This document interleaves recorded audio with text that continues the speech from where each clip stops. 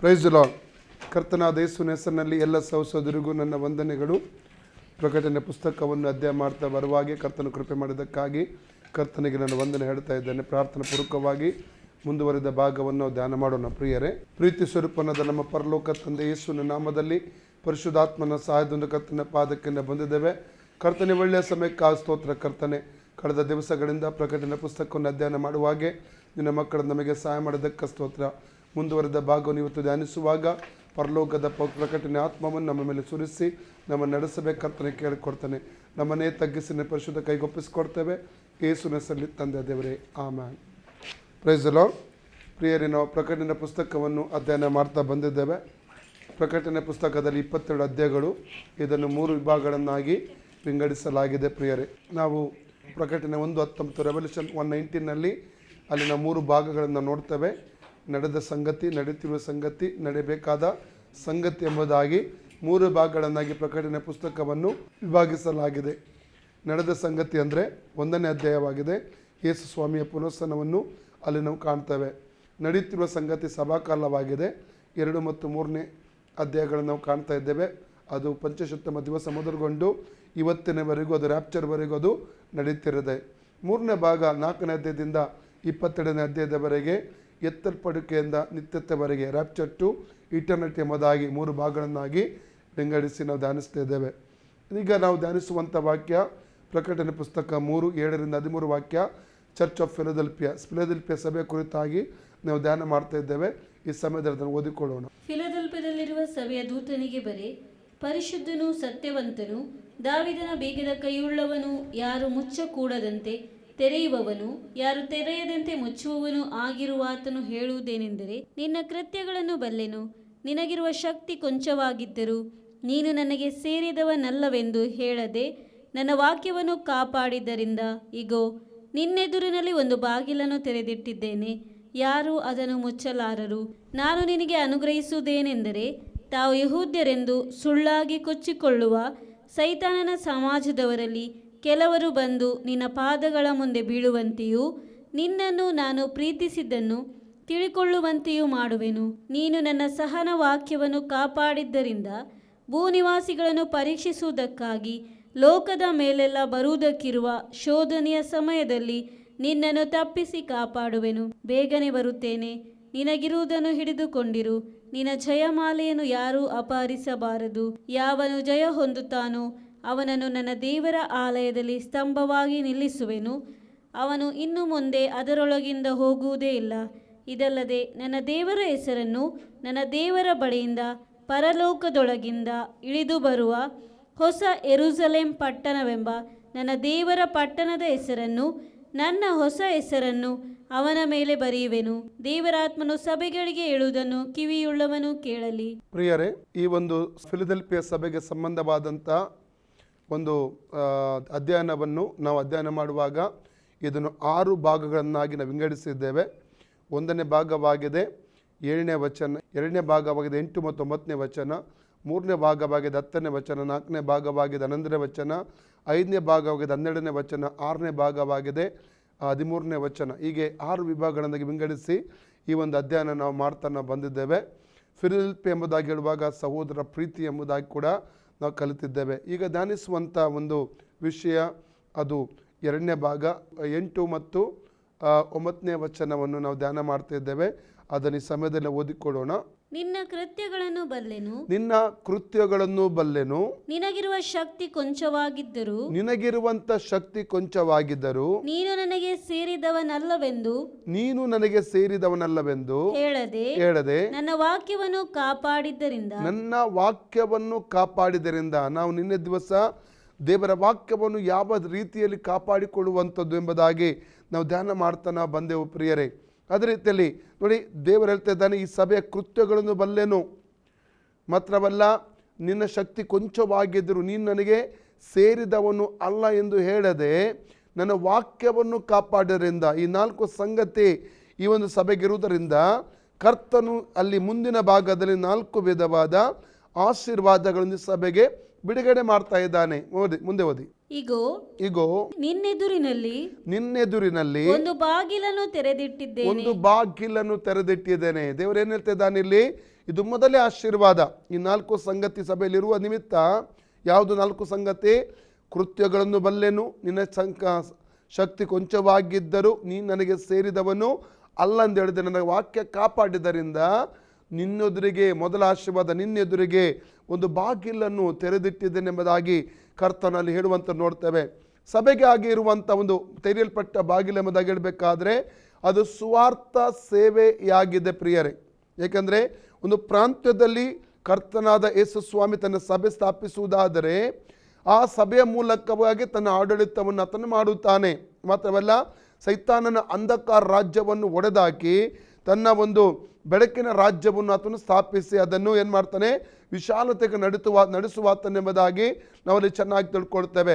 ಸಭೆಗೆ ಇರುವಂಥ ಒಂದು ಆಶೀರ್ವಾದಕರವಾದಂಥ ಒಂದು ಬಾಗಿಲು ಎಂಬುದಾಗಿ ಹೇಳಬೇಕಾದ್ರೆ ಅದು ಸ್ವಾರ್ಥ ಸೇವೆಯಾಗಿದೆ. ನಾವು ನೋಡ್ತೇವೆ, ಪಂಚಶತಮ ದಿವಸ ಮೊದಲುಗೊಂಡು ಇವತ್ತಿನವರೆಗೂ ಕೂಡ ಎಷ್ಟೋ ರಾಜರುಗಳು, ಎಷ್ಟೋ ಚಕ್ರವರ್ತಿಗಳು, ಎಷ್ಟೋ ಅಧಿಕಾರಿಗಳು ಈ ಸ್ವಾರ್ಥ ಸೇವೆಗೆ ಎದುರಾಗಿ ಎದ್ದು ನಿಂತಿರುವಂಥದ್ದನ್ನು ಕಾಣ್ತೇವೆ. ಕಳೆದ ಅಧ್ಯಯನದಲ್ಲಿ ಧ್ಯಾನಿಸಿದ್ದೇವೆ.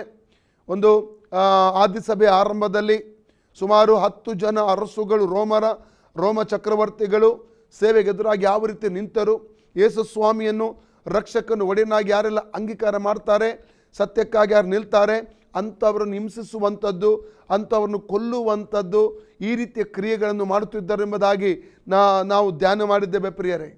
ಹಾಗಾದರೆ ಇಲ್ಲಿ ಸ್ವಾರ್ಥ ಹೇಗಾದ ಸೈತಾನನ ಒಂದು ತಂತ್ರ ಏನೆಂದರೆ ಸ್ವಾರ್ಥ ಹೇಗಾದರೂ ಹರಡಬಾರದು, ಸ್ವಾರ್ಥೆಯ ಬಾಗಿಲಿಗೆ ಮುಚ್ಚಬೇಕು. ಅದಕ್ಕಾಗಿ ಅನೇಕ ತದ್ವಿರುದ್ಧವಾದಂಥ ಕಾನೂನುಗಳನ್ನು ತಗೊಂಡು ಬರ್ತಾನೆ ಸೈತಾನನು. ಚರಿತ್ರೆಯನ್ನು ನಾವು ಒಂದು ಸಲ ತಿರುಗಿ ನೋಡುವುದಾದರೆ ಎಷ್ಟೋ ಕಾನೂನುಗಳು ಸ್ವಾರ್ಥ ಸೇವೆಗೆ ಎದುರಾಗಿ ಬಂದವು. ಇವತ್ತು ನಾವು ಕಳೆದ ದಿವಸಗಳಿಂದಲೂ ಕಳೆದ ವರ್ಷಗಳಿಂದಲೂ ನಮ್ಮ ಭಾರತ ದೇಶವನ್ನು ನೋಡುವುದಾದರೂ ಕೂಡ ಸ್ವಾರ್ಥ ಸೇವೆಗೆ ವಿರುದ್ಧವಾದಂಥ ಕೆಲವು ಕಾನೂನುಗಳನ್ನು, ಕೆಲವು ತಡೆಗಳನ್ನು, ಕೆಲವು ರೀತಿಯ ಒಂದು ಸಮಸ್ಯೆಗಳನ್ನು ನಾವು ಕಾಣಲಿಕ್ಕೆ ನಮಗೆ ಸಾಧ್ಯ. ಸೈತಾನನು ಅನೇಕ ವಿಧವಾಗಿ ಕೆಲವೊಂದು ಅಧಿಕಾರಿಗಳನ್ನು, ಕೆಲವೊಂದು ವ್ಯಕ್ತಿಗಳನ್ನು ಆತನು ಹಿಡಿದು ತನ್ನ ಸ್ವದಿಂದ ಇಟ್ಟುಕೊಂಡು ಸ್ವಾರ್ಥ ಸೇವೆಗೆ ವಿರೋಧವಾಗಿ ಉಪಯೋಗಿಸುತ್ತಿರುವಂಥದ್ದನ್ನು ನಾವಿಲ್ಲಿ ಕಾಣಲಿಕ್ಕೆ ನಮಗೆ ಸಾಧ್ಯವಾಗುತ್ತದೆ ಪ್ರಿಯರೇ. ಅಲ್ಲಲ್ಯ ಎಷ್ಟೋ ಜನ ರಕ್ತ ಸಾಕ್ಷಿಗಳಾಗಿ ಸತ್ತಿರುವಂಥದ್ದು ಚರಿತ್ರೆಯ ಪುಟದಲ್ಲಿ ನಾವು ಕಾಣಲಿಕ್ಕೆ ನಮಗೆ ಸಾಧ್ಯವಾಗುತ್ತದೆ. ಅಲ್ಲಲ್ಯ ನೋಡಿ, ಈಗ ಚೈನಾ ಆಗಲಿ, ರಷ್ಯಾ ಆಗಿರಬಹುದು, ಇವೆಲ್ಲ ಕಮ್ಯುನಿಸ್ಟ್ ರಾಷ್ಟ್ರಗಳಾಗಿವೆ. ದೇವರೇ ಇಲ್ಲವೆಂದು ಹೇಳುವಂಥ ಒಂದು ರಾಷ್ಟ್ರಗಳು, ಕಮ್ಯುನಿಸಮ್ ಇದಕ್ಕೆ ಒಳಗಾದಂಥ ತತ್ವಕ್ಕೆ ಒಳಗಾದಂಥ ದೇಶಗಳು, ರಾಷ್ಟ್ರಗಳೆಂಬುದನ್ನು ನೋಡ್ತೇವೆ. ಅಲ್ಲಿ ಸ್ವಾರ್ಥ ಸೇವೆ ಮಾಡುವಂಥ ಸೇವಕರನ್ನು ಚಿತ್ರಹಿಂಸೆ ಕೊಟ್ಟು ಉಪದ್ರವಕ್ಕೆ ಒಳಪಡಿಸಿ ಸೆರೆಮನೆಗೆ ಹಾಕಿಕೊಂಡು ಅನೇಕ ವಿಧವಾಗಿ ಅಲ್ಲಲ್ಲಿಯ ಅವರ ಸೇವೆಗಳನ್ನು ತೊಂದರೆಗೆ ಒಳಪಡಿಸಿ ಅವರ ಕುಟುಂಬಗಳನ್ನು ತೊಂದರೆಗೆ ಒಳಪಡಿಸಿದಂಥ ರಾಷ್ಟ್ರಗಳು ಈ ರಾಷ್ಟ್ರಗಳಾಗಿವೆ. ಆದರೂ ಕೂಡ ಚೈನಾದಲ್ಲೂ ರಷ್ಯಾದಲ್ಲೂ ಇವತ್ತು ಸ್ವಾರ್ಥ ಸೇವೆ ಹಬ್ಬಿ ಹರಡುವಂಥದ್ದನ್ನು ಕಾಣಲಿಕ್ಕೆ ಸಾಧ್ಯ. ಅಲ್ಲಲ್ಲಿಯ ಲಕ್ಷೋಪಲಕ್ಷ ಜನರು ಪ್ರತಿದಿನ ರಕ್ಷಣೆ ಹೊಂದಿ ತಂದೆ ಮಗ ಪವಿತ್ರಾತ್ಮ ಹೆಸರಿನಲ್ಲಿ ನೀರಲ್ಲಿ ಮುಳುಗಿ ದೀಕ್ಷೆ ತೆಗೆದುಕೊಂಡು ದೇವರ ರಾಜ್ಯದ ಒಳಗಡೆ ಬರುವಂಥದ್ದನ್ನು ಈ ಎಲ್ಲ ದೇಶಗಳು ಕಾಣ್ತವೆ. ನಾವು ಕಾಣುವುದಾದರೆ ರಷ್ಯಾದಲ್ಲಿ, ರೊಮೇನಿಯಾದಲ್ಲಿ ಅಥವಾ ಚೈನಾದಲ್ಲಿ ಇವತ್ತು ಅನೇಕ ಅಂಡರ್ಗ್ರೌಂಡ್ ಸಭೆಗಳು ಇರುವಂಥದ್ದನ್ನು ಕಾಣ್ತವೆ.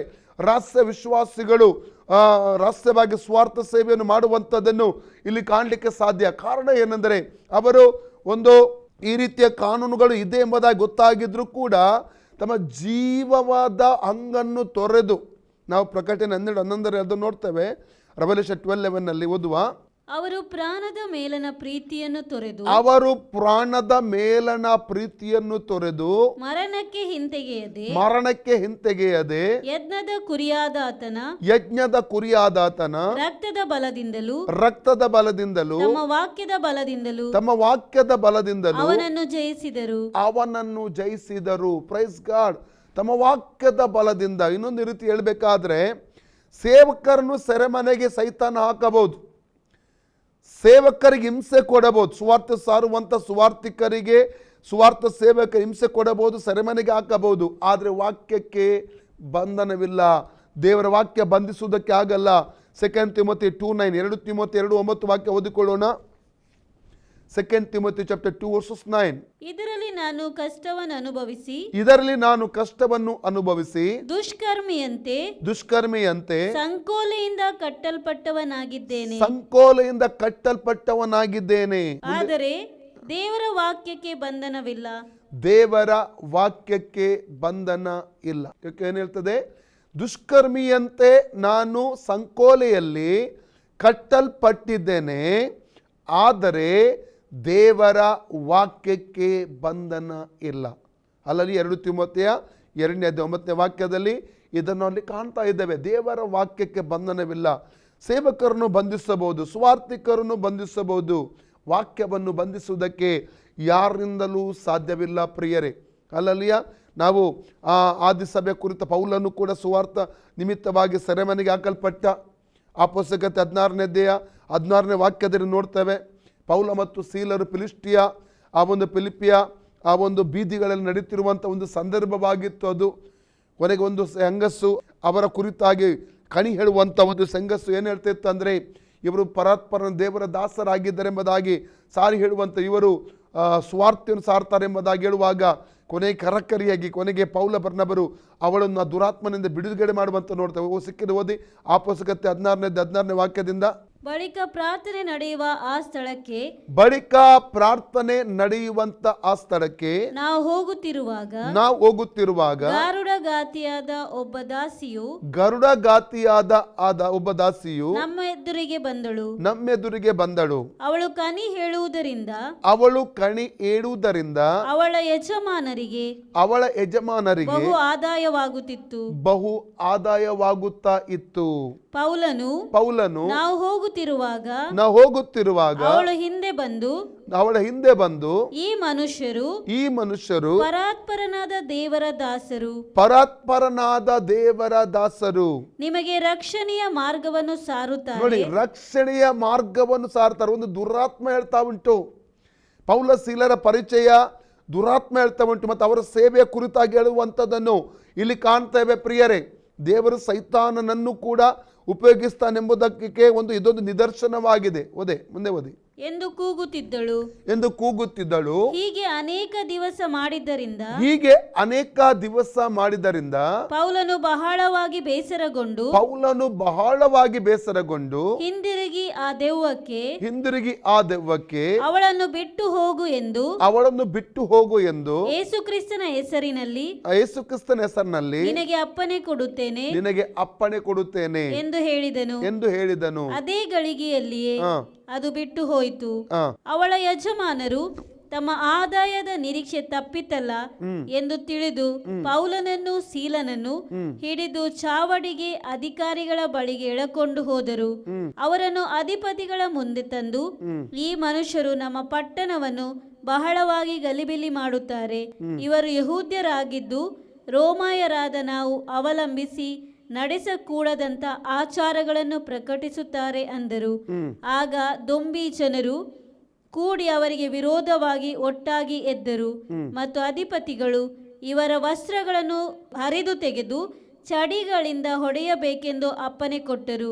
ಅವರಿಗೆ ಬಹಳ ಪೆಟ್ಟುಗಳನ್ನು ಹೊಡೆಸಿದ ಮೇಲೆ ಸೆರೆಮನೆಯೊಳಗೆ ಹಾಕಿಸಿ ಇವರನ್ನು ಭದ್ರವಾಗಿ ಕಾಯಬೇಕೆಂದು ಸೆರೆಯ ಯಜಮಾನನಿಗೆ ಖಂಡಿತವಾಗಿ ಹೇಳಿದರು. ಅವನು ಇಂಥ ಅಪ್ಪಣೆಯನ್ನು ಹೊಂದಿ ಅವರನ್ನು ಸೆರೆಮನೆಯ ಒಳ ಕೋಣೆಯಲ್ಲಿ ಹಾಕಿ ಅವರ ಕಾಲುಗಳಿಗೆ ಕೋಳವನ್ನು ಹಾಕಿ ಬಿಗಿಸಿದರು. ಮಧ್ಯರಾತ್ರಿಯಲ್ಲಿ ಪೌಲನು ಸೀಲನು ಪ್ರಾರ್ಥನೆ ಮಾಡುವರಾಗಿ ದೇವರಿಗೆ ಸ್ತುತಿ ಪದಗಳನ್ನು ಹಾಡುತ್ತಿದ್ದರು. ಈ ಸೇವಕರು ಒಂದು ದುರಾತ್ಮವನ್ನು ಬಿಡಿಸಿದಂತಹ ಒಂದು ಒಳ್ಳೆಯ ಕಾರ್ಯಕ್ಕಾಗಿ ಇವರು ಸೆರೆಮನೆಗೆ ಹೋಗ್ತಾ ಇದ್ದಾರೆ. ಸೈತಾನ ಯಾವಾಗಲೂ ಏನು ಮಾಡ್ತಾನೆ ಗೊತ್ತುಂಟ?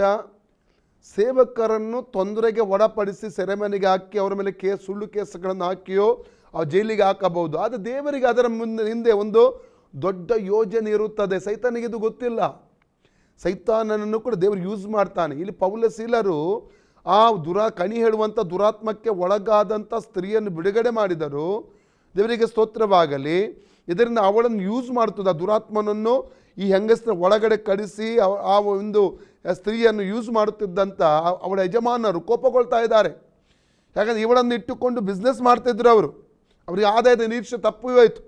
ಕೊನೆಗೆ ಇವರ ಮೇಲೆ ಸುಳ್ಳು ಆರೋಪ ಹೊರಿಸಿ ಸೆರೆಮನೆ ಕಳಿಸುವಂತ ನೋಡ್ತೇವೆ. ಇದು ದೇವರ ಪ್ಲಾನ್ ಆಗಿದೆ. ಕಾರಣ ಏನು? ಸೆರೆಮನೆಯ ಅಧಿಕಾರಿಯು ಸೆರೆಮನೆಯಲ್ಲಿ ಕೈದಿಗಳು ರಕ್ಷಣೆ ಹೊಂದುವಂಥದ್ದು ದೇವರ ಒಂದು ಉದ್ದೇಶವಾಗಿತ್ತು. ಇಲ್ಲಿ ಚೆನ್ನಾಗಿ ನೋಡ್ತೇವೆ. ಚೈತನ್ಯ ಒಂದು ಮಾರ್ಗ ಆತನ ಮುಸ್ಲಿಕ್ಕೆ ನೋಡುವಾಗ ದೇವರು 10 ಮಾರ್ಗಗಳನ್ನು ಸುವಾರ್ತೆ ಸೇವೆಗಾಗಿ ತೆರೀತಾನೆ. ಮುಂದೆ ಓದಿ. ಮಧ್ಯರಾತ್ರಿಯಲ್ಲಿ ಪೌಲನು ಸೀಲನು ಪ್ರಾರ್ಥನೆ ಮಾಡುವರಾಗಿ ದೇವರಿಗೆ ಸ್ತುತಿ ಪದಗಳನ್ನು ಹಾಡುತ್ತಿದ್ದರು. ದೇವರಿಗೆ ಎಲ್ಲಿ ಸೆರೆಮನೆ ಒಳಗಿದ್ದು ಸ್ತುತಿಪದ ಆಡ್ತಾ ಇದ್ದರು. ಸೆರೆಯಲ್ಲಿದ್ದವರು ಲಕ್ಷ್ಯವಿಟ್ಟು ಕೇಳುತ್ತಿದ್ದರು. ಅಕಸ್ಮಾತ್ತಾಗಿ ಮಹಾಭೂಕಂಪ ಉಂಟಾಯಿತು. ಸೆರೆಮನೆಯ ಅಸ್ಥಿವಾರಗಳು ಕದಲಿದವು. ಅದೇ ಕ್ಷಣದಲ್ಲಿ ಕದಗಳೆಲ್ಲ ತೆರೆದವು. ಎಲ್ಲರ ಬೇಡಿಗಳು ಕಳಚಿ ಬಿದ್ದವು. ಸೆರೆಯ ಯಜಮಾನನು ನಿದ್ದೆಯಿಂದ ಎಚ್ಚೆತ್ತು ಸೆರೆಯ ಕದಗಳು ತೆರೆಯುವಂತದನ್ನು ಕಂಡು ಸೆರೆಯಲ್ಲಿದ್ದವರು ಓಡಿ ಹೋದರೆಂದು ಭಾವಿಸಿ ಕತ್ತಿಯನ್ನು ಹೆರಿದು ಆತ್ಮಹತ್ಯೆ ಮಾಡಿಕೊಳ್ಳಬೇಕೆಂದಿದ್ದನು. ಆದರೆ ಪೌಲನು ಮಹಾಶಬ್ದದಿಂದ ಕೂಗಿ ಅವನಿಗೆ, ನೀನೇನು ಕೇಡು ಮಾಡಿಕೊಳ್ಳಬೇಡ, ನಾವೆಲ್ಲರೂ ಇಲ್ಲೇ ಇದ್ದೇವೆ ಎಂದು ಹೇಳಲು ಅವನು ದೀಪ ತರಬೇಕೆಂದು ಕೂಗಿ ಒಳಕ್ಕೆ ಹಾರಿ ನಡುಗುತ್ತಾ ಪೌಲ ಸೀಲರ ಮುಂದೆ ಬಿದ್ದನು ಮತ್ತು ಅವರನ್ನು ಹೊರಕ್ಕೆ ಕರೆಕೊಂಡು ಬಂದು, ಸ್ವಾಮಿಗಳೇ, ನಾನು ರಕ್ಷಣೆ ಹೊಂದುವುದಕ್ಕೆ ಏನು ಮಾಡಬೇಕೆಂದು ಕೇಳಲು ಅವರು, ಕರ್ತನಾದ ಯೇಸುವಿನ ಮೇಲೆ ನಂಬಿಕೆ ಇಡು, ಆಗ ನೀನು ರಕ್ಷಣೆ ಹೊಂದುವಿ, ನಿನ್ನ ಮನೆಯವರು ರಕ್ಷಣೆ ಹೊಂದುವರು ಎಂದು ಹೇಳಿ ಅವನಿಗೂ ಅವನ ಮನೆಯಲ್ಲಿದ್ದವರೆಲ್ಲರಿಗೂ ದೇವರ ವಾಕ್ಯವನ್ನು ತಿಳಿಸಿದರು. ಆಮೇಲೆ ಅವನು ರಾತ್ರಿಯ ಅದೇ ಗಳಿಗೆಯಲ್ಲಿ ಅವರನ್ನು ಕರಕೊಂಡು ಹೋಗಿ ಅವರ ಗಾಯಗಳನ್ನು ತೊಳೆದು ಕೂಡಲೇ ತಾನು ತನ್ನವರೆಲ್ಲರ ಸಹಿತವಾಗಿ ದೀಕ್ಷಾ ಸ್ನಾನ ಮಾಡಿಸಿಕೊಂಡನು. ತರುವಾಯ ಅವರನ್ನು ತನ್ನ ಮನೆಗೆ ಕರೆದುಕೊಂಡು ಹೋಗಿ ಊಟ ಮಾಡಿಸಿದನು.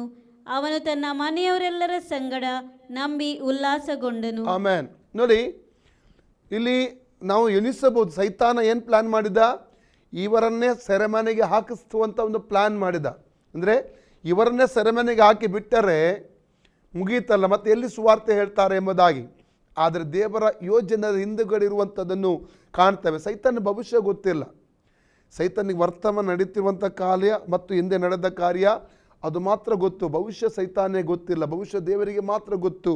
ಇಲ್ಲಿ ಸೈತಾನ ತೊಂದರೆ ಮಾಡುವುದಕ್ಕಾಗಿ ಇಲ್ಲಿ ಪೌಲ ಸೀಲರನ್ನು ಸೆರೆಮನೆಗೆ ಹಾಕಿಸಿದರೂ ಕೂಡ ದೇವರು ಅಲ್ಲಿ ದೊಡ್ಡ ಒಂದು ಗುಂಪನ್ನು ರಕ್ಷಣೆಗೆ ನಡೆಸು, ಅದು ಕೂಡ ಸೆರೆಮನೆ ಅಧಿಕಾರಿ ಮತ್ತು ಅಲ್ಲಿರುವಂಥ ಕೈದಿಗಳು ರಕ್ಷಣೆಗೆ ನಡೆಸುವಂಥದ್ದನ್ನು ಇಲ್ಲಿ ನಾವು ಕಾಣ್ತಾ ಇದ್ದೇವೆ. ಪ್ರಿಯರೇ, ಸೈತಾನ ಎಷ್ಟೇ ಮಾರ್ಗ ಮುಚ್ಚಿದ್ರೂ ಕೂಡ, ಕಾನೂನಿನ ಮೂಲಕವೋ ಬೇರೆ ಬೇರೆ ರೀತಿಯಲ್ಲಿಯೋ ಹಿಂಸೆಯ ಮೂಲಕವೋ ಸ್ವಾರ್ಥ ಮಾರ್ಗಗಳನ್ನು ಮುಚ್ಚುವುದಾದರೆ, ಸ್ವಾರ್ಥ ಬಾಗಿಲು ಮುಚ್ಚಲಿಕ್ಕೆ ನೋಡುವುದಾದರೆ, ದೇವರು ಅಲ್ಲಿಂದಲೇ ಒಂದು ದೊಡ್ಡ ಓಪನಿಂಗನ್ನು ಸ್ವಾರ್ಥ ಸೇವೆಗೋಸ್ಕರ ತೆರೆಯುವಿಕೆಯನ್ನು ಕರ್ತನು ಕೊಡಲಿಕ್ಕೆ ಶಕ್ತನಾಗಿದ್ದಾನೆ.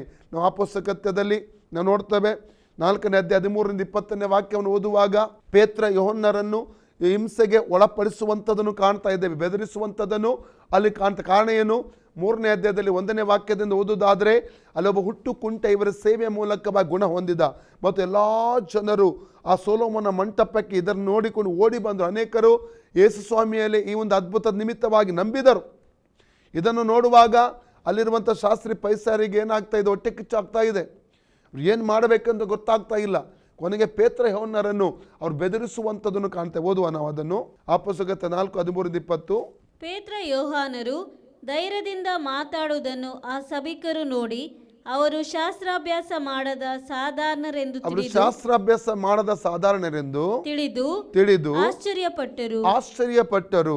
ಇವರು ಯೇಸುವಿನ ಸಂಗಡ ಇದ್ದವರೆಂದು ಗುರುತು ಹಿಡಿದರು. ಮತ್ತು ಕ್ಷೇಮ ಹೊಂದಿದ ಆ ಮನುಷ್ಯನು, ಆ ಗುಣ ಹೊಂದಿದಂತ ಮನುಷ್ಯನು ಅವರ ಕೂಡ ನಿಂತಿರುವುದನ್ನು ನೋಡಿ ಪ್ರತಿಯಾಗಿ ಏನೂ ಮಾತನಾಡಲಾರದೆ ಇದ್ದರು. ಆಮೇಲೆ ಸಭೆಯಿಂದ ಸ್ವಲ್ಪ ಹೊರಗೆ ಹೋಗಿರೆಂದು ಅವರಿಗೆ ಅಪ್ಪನೆ ಕೊಟ್ಟು ಈ ಮನುಷ್ಯರಿಗೆ ನಾವೇನು ಮಾಡೋಣ? ಪ್ರಸಿದ್ಧವಾದ ಒಂದು ಸೂಚಕ ಕಾರ್ಯವು ಇವರ ಮೂಲಕವಾಗಿ ನಡೆಯಿತೆಂಬುದನ್ನು ಯೆರೂಸಲೇಮಿನಲ್ಲಿ ವಾಸ ಮಾಡುವರೆಲ್ಲರಿಗೂ ಗೊತ್ತಾಗಿದೆ ಅಷ್ಟೇ. ಅದು ಆಗಲಿಲ್ಲವೆನ್ನಕ್ಕಾಗದು.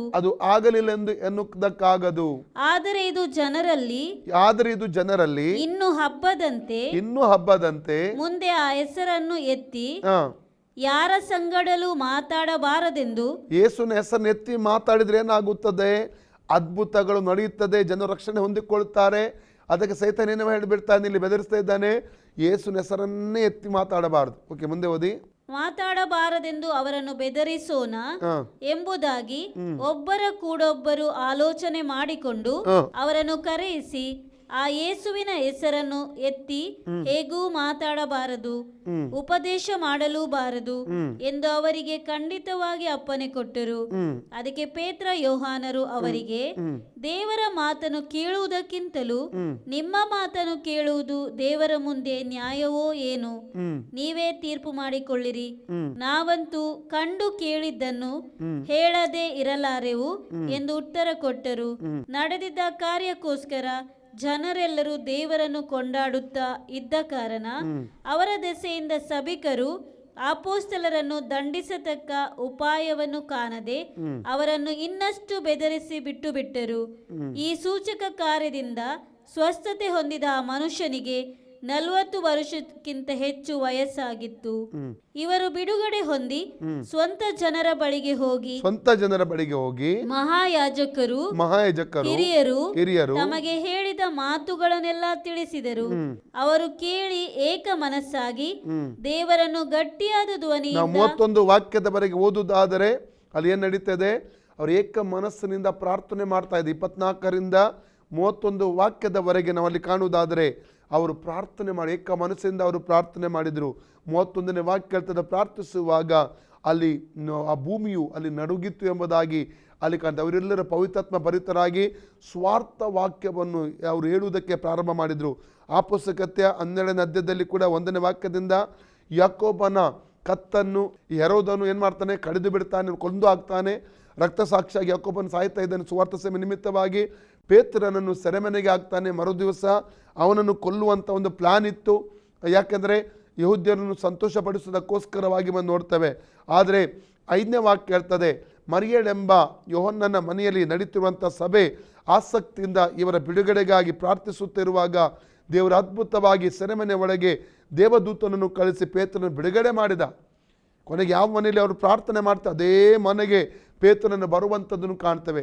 ಆದರೆ ಅದಕ್ಕಿಂತ ಮುಂಚಿತವಾದ 22-24 ವಾಕ್ಯ ಓದಿಕೊಳ್ಳೋಣ. ಅದರಲ್ಲಿ ಆಕ್ಟ್ಸ್ ಆಫ್ ಅಪೊಸ್ಟಲ್ಸ್ ಚಾಪ್ಟರ್ 12 24-25 ವಾಕ್ಯ ಮಾತ್ರ ಓದಿ. ಆದರೆ ದೇವರ ವಾಕ್ಯವು ಹಬ್ಬಿ ಹೆಚ್ಚುತ್ತಾ ಬಂತು. ಬಾರ್ನಬ ಸೌಲರು ಮಾಡಬೇಕಾದ ಧರ್ಮ ಕಾರ್ಯವನ್ನು ತೀರಿಸಿ ಮಾರ್ಕ ನೆನೆಸಿಕೊಳ್ಳುವ ಯೋಹಾನನ್ನು ಕರಕೊಂಡು ಯೆರೂಸಲೇಮಿನಿಂದ ಹಿಂದಿರುಗಿ ಬಂದರು. ನೋಡಿ ಎಷ್ಟು ವಿರೋಧಗಳು ಬಂತು, ಅಷ್ಟೇ ಸುವಾರ್ಥ ವಾಕ್ಯ ಹಬ್ಬಿ ಹರಡುವಂಥದ್ದನ್ನು ಕಾಣ್ತೇವೆ. ಸೈತಾನ್ ಎಷ್ಟೇ ದೊಡ್ಡ ಕಾನೂನುಗಳನ್ನು ತಗೊಂಡ್ರು, ಕಠಿಣವಾದ ಕಾನೂನು ತಗೊಂಡು ಬಂದರೂ ಕೂಡ, ಅಲ್ಲಲ್ಲಿಯ ಎಷ್ಟೇ ವ್ಯಕ್ತಿಗಳ ಮೂಲಕ ಹಿಂಸೆ ಕೊಟ್ಟರೂ ಕೂಡ ಸುವಾರ್ಥ ಸೇವೆ ನಿಂತು ಹೋಗುವುದಿಲ್ಲ. ಸುವಾರ್ತೆಯನ್ನು ತಡೆಯುವುದಕ್ಕಾಗಿ ಯಾರಿಂದಲೂ ಯಾವ ಶಕ್ತಿಯಿಂದಲೂ ಸಾಧ್ಯವಿಲ್ಲ ಎಂಬುದಾಗಿ ಚರಿತ್ರೆಯ ಪುಟಗಳಿಂದ ಅಥವಾ ಸತ್ಯವೇದದ ಆದಿಸಭೆಯ ಅನುಭವದಿಂದ ನಾವು ಕಾಣಲಿಕ್ಕೆ ನಮಗೆ ಸಾಧ್ಯವಾಗುತ್ತದೆ. ಪ್ರಿಯರೇ, ಅಪೊಸ್ತಲಕೃತ್ಯ 14ನೇ ಅಧ್ಯಾಯದಲ್ಲಿ ನಾವು 1ರಿಂದ 7 ವಾಕ್ಯ ಓದುವುದಾದರೆ ಅಲ್ಲಿ ಲುಸ್ತ್ರಾ 8ನೇ ವಾಕ್ಯದ ಲುಸ್ತ್ರಾ ಮತ್ತು ಇಕೋನ್ಯದಲ್ಲಿ ನಡೆದಂಥ ಘಟನೆಗಳನ್ನು ಕಾಣ್ತೇವೆ. ನಾವು ಓದಿಕೊಳ್ಳೋಣ. ಇಕೋನ್ಯದಲ್ಲಿ ಪೌಲ ಬಾರ್ನಬರು ಅದೇ ಪ್ರಕಾರವಾಗಿ ಯಹೂದ್ಯರ ಸಭಾಮಂದಿರದೊಳಗೆ ಹೋಗಿ ಬಲವಾಗಿ ಮಾತಾಡಿದ್ದರಿಂದ ಯಹೂದ್ಯರಲ್ಲಿಯೂ ಗ್ರೀಕರಲ್ಲಿಯೂ ಬಹು ಮಂದಿ ನಂಬುವರಾದರು. ಆದರೆ ನಂಬದೆ ಹೋದ ಯಹೂದ್ಯರು ಅನ್ಯ ಜನರ ಮನಸ್ಸನ್ನು ಸಹೋದರರಿಗೆ ವಿರುದ್ಧವಾಗಿ ರೇಗಿಸಿ ಕೆಡಿಸಿದರು. ಹೀಗಿರಲಾಗಿ ಪೌಲ ಬಾರ್ನಬರು ಬಹುಕಾಲ ಅಲ್ಲಿದ್ದು ಕರ್ತನು ಅವರ ಕೈಯಿಂದ ಸೂಚಕ ಕಾರ್ಯಗಳು ಅದ್ಭುತ ಕಾರ್ಯಗಳು ಆಗುವಂತೆ ದಯಪಾಲಿಸಿ ತನ್ನ ಕೃಪಾ ವಾಕ್ಯಕ್ಕೆ ಸಾಕ್ಷಿ ಕೊಟ್ಟದ್ದರಿಂದ ಆತನ ಮೇಲೆ ಭರವಸೆ ಇಟ್ಟು ಧೈರ್ಯದಿಂದ ಮಾತಾಡುತ್ತಿದ್ದರು. ಆಗ ಊರಿನ ಜನರಲ್ಲಿ ಭೇದ ಉಂಟಾಯಿತು. ಕೆಲವರು ಯಹೂದ್ಯರ ಪಕ್ಷದವರಾದರು, ಕೆಲವರು ಅಪೊಸ್ತಲರ ಪಕ್ಷದವರಾದರು. ಅನ್ಯ ಜನರು ಯಹೂದ್ಯರು ಕೂಡಿ ತಮ್ಮ ಅಧಿಪತಿಗಳ ಸಮ್ಮತಿಯಿಂದ ಅಪೋಸ್ತಲರನ್ನು ಅವಮಾನಪಡಿಸುವುದಕ್ಕೂ ಕಲ್ಲೆಸೆದು ಕೊಲ್ಲುವುದಕ್ಕೂ ಪ್ರವರ್ತಿಸಿದಾಗ ಅಪೋಸ್ತಲರು ಅದನ್ನು ತಿಳಿದು ಓಡಿ ಹೋಗಿ ಲುಕವೋನ್ಯದಲ್ಲಿದ್ದ ಲುಸ್ತ್ರ, ದೆರ್ಬೆ ಎಂಬ ಊರುಗಳಿಗೂ ಅವುಗಳಿಗೆ ಸೇರಿರುವ ಸೀಮೆಗೂ ಹೋಗಿ ಅಲ್ಲಿ ಸುವಾರ್ತೆಯನ್ನು ಸಾರಿದರು. ನೋಡಿ, ಸೈತಾನ್ ಎಷ್ಟೇ ಪ್ರಯತ್ನ ಮಾಡಿದರೂ ಕೂಡ ಸುವಾರ್ತೆ ಸೇವೆ ತಡೆದು ನಿಲ್ಲಿಸುವುದಕ್ಕೆ ಅವನಿಗೆ ಸಾಧ್ಯವಿಲ್ಲ. 8ನೇ ವಾಕ್ಯದಿಂದ ನಾವು ಅದೇ ಅಧ್ಯಾಯದಲ್ಲಿ ಅಪೊಸ್ತಲರ 14ನೇ 8ನೇ ವಾಕ್ಯದ 18 ವಾಕ್ಯದಲ್ಲಿ ಓದುವುದಾದರೆ, ಲುಸ್ತ್ರದಲ್ಲಿ ನಡೆದಂಥ ಘಟನೆ, ಒಬ್ಬ ಹುಟ್ಟು ಕುಂಟನ ಸೌಖ್ಯದಿಂದಾಗಿ ಎಷ್ಟೋ ಜನ ಕ್ರಿಸ್ತನ ನಂಬುವಂಥದ್ದನ್ನು ಕಾಣ್ತೇವೆ.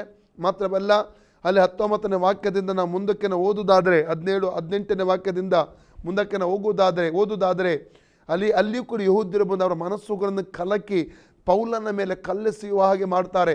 ಪೌಲ ಸತ್ತ ಎಂಬುದಾಗಿ ಅವರು ಬಿಟ್ಟು ಅಲ್ಲಿ ಹೋಗುವಂಥದ್ದನ್ನು ಕೂಡ ನಾವು ಕಾಣ್ತೇವೆ. ಆದರೆ ಆತನು ಎದ್ದು ಆತನ ಮುಂದಕ್ಕೆ ಹೋಗುವಂಥದ್ದನ್ನು ಕಾಣ್ತೇವೆ. 19ನೇ ವಾಕ್ಯದಿಂದ ಓದುವ ಅಪೊಸ್ತಲರ 14:19. ತರುವಾಯ ಅಂತಿಯೋಕ್ಯದಿಂದಲೂ ಇಕೋನ್ಯದಿಂದಲೂ ಯಹೂದ್ಯರು ಬಂದು ಜನರನ್ನು ಪ್ರೇರೇಪಿಸಿ ಪೌಲನನ್ನು ಕೊಲ್ಲುವುದಕ್ಕೆ ಕಲ್ಲೆಸೆದು ಅವನು ಸತ್ತನೆಂದು ಭಾವಿಸಿ ಊರ ಹೊರಕ್ಕೆ ಎಳೆದು ಬಿಟ್ಟರು. ಆದರೆ ಶಿಷ್ಯರು ಅವನ ಸುತ್ತಲೂ ನಿಂತುಕೊಂಡಿರುವಾಗ ಅವನು ಎದ್ದು ಊರೊಳಕ್ಕೆ ಹೋದನು. ಮರುದಿನ ಬಾರ್ನಬನ ಜೊತೆಯಲ್ಲಿ ದೆರ್ಬೆಗೆ ಹೊರಟನು. ಆ ಊರಿನಲ್ಲಿ ಅವರು ಸುವಾರ್ತೆಯನ್ನು ಸಾರಿ ಅನೇಕರನ್ನು ಶಿಷ್ಯರಾಗಿ ಮಾಡಿದ ಮೇಲೆ ಹಿಂತಿರುಗಿ ಲುಸ್ತ್ರಕ್ಕೂ ಇಕೋನ್ಯಕ್ಕೂ ಅಂತಿಯೋಕ್ಯಕ್ಕೂ ಬಂದು ಶಿಷ್ಯರ ಮನಸ್ಸುಗಳನ್ನು ದೃಢಪಡಿಸಿದರು. ನಾವು ಬಹು ಸಂಕಟಗಳನ್ನು ತಾಳಿ ದೇವರ ರಾಜ್ಯದೊಳಗೆ ಸೇರಬೇಕೆಂಬುದಾಗಿ ಎಚ್ಚರಿಕೆಯ ಮಾತನ್ನು ಹೇಳಿ ಕ್ರಿಸ್ತ ನಂಬಿಕೆಯಲ್ಲಿ ಸ್ಥಿರವಾಗಿರಿ ಎಂದು ಅವರನ್ನು ಧೈರ್ಯಗೊಳಿಸಿದರು. ಇದಲ್ಲದೆ ಪ್ರತಿ ಸಭೆಯಲ್ಲಿ ಸಭೆಯವರ ಸಮ್ಮತಿಯಿಂದ ಹಿರಿಯರನ್ನು ಗೊತ್ತು ಮಾಡಿ ನೇಮಿಸಿ ಉಪವಾಸವಿದ್ದು ಪ್ರಾರ್ಥನೆ ಮಾಡಿ ಅವರು ನಂಬಿದ ಕರ್ತನ ಕೈಗೆ ಅವರನ್ನು ಒಪ್ಪಿಸಿದರು. ತರುವಾಯ ಪಿಸಿದ್ಯ ಸೀಮೆಯನ್ನು ಹಾದು ಪಂಪೂಲ್ಯ ಸೀಮೆಗೆ ಬಂದು ಅದಕ್ಕೆ ಸೇರಿರುವ ಪೆರ್ಗೆಯಲ್ಲಿ ಕರ್ತನ ವಾಕ್ಯವನ್ನು ಹೇಳಿದ ಮೇಲೆ ಅತಾಲ್ಯಕ್ಕೆ ಇಳಿದು ಅಲ್ಲಿಂದ ಸಮುದ್ರ ಪ್ರಯಾಣವಾಗಿ ಅಂತಿಯೋಕ್ಯಕ್ಕೆ ಮುಟ್ಟಿದರು. ಅವರು ನೆರವೇರಿಸಿ ಬಂದ ಕೆಲಸಕ್ಕೋಸ್ಕರ ದೇವರ ಕೃಪಾಶ್ರಯಕ್ಕೆ ಒಪ್ಪಿಸಲ್ಪಟ್ಟವರಾಗಿ ಆ ಊರಿಂದಲೇ ಹೊರಟಿದ್ದರು.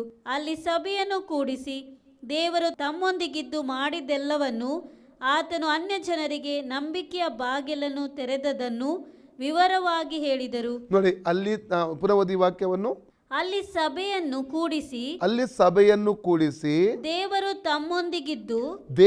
ತಮ್ಮ ಜೊತೆಯಲ್ಲಿದ್ದು ಮಾಡಿದ್ದೆಲ್ಲವನ್ನು ಆತನು ಅನ್ಯ